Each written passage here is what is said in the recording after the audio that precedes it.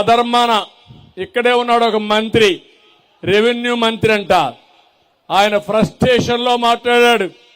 ఏమన్నా అంటే ఎవడో సుబ్బారెడ్డి అంట, కడప నుంచి వచ్చాడంట, ఇక్కడ భూములు కొట్టేస్తాడంట, వాడు వస్తే భూములు కొట్టేస్తే నేను చూడాలనా అని చెప్పి బాధపడుతున్నాడు, ఈయన కొట్టలేకపోయాడని. అంటే ఒక రెవెన్యూ మంత్రి ఎక్కడో కడప నుంచి వచ్చాడు, భూములు కొట్టేస్తున్నాడు. నువ్వు నిస్సహాయంగా మాట్లాడావంటే నీకు చేతనైతే ఆ సుబ్బారెడ్డిని పట్టి పోలీసులకు అప్పచెప్పి శ్రీకాకుళం జైల్లో పెట్టుంటే నేను శభాషని అభినందించేవాడిని. ఏం మాట్లాడు? పేదరులు అరుస్తావా నువ్వు అంటే మీరు గుర్తుపెట్టుకోవాలి, జగన్మోహన్ రెడ్డి గ్యాంగ్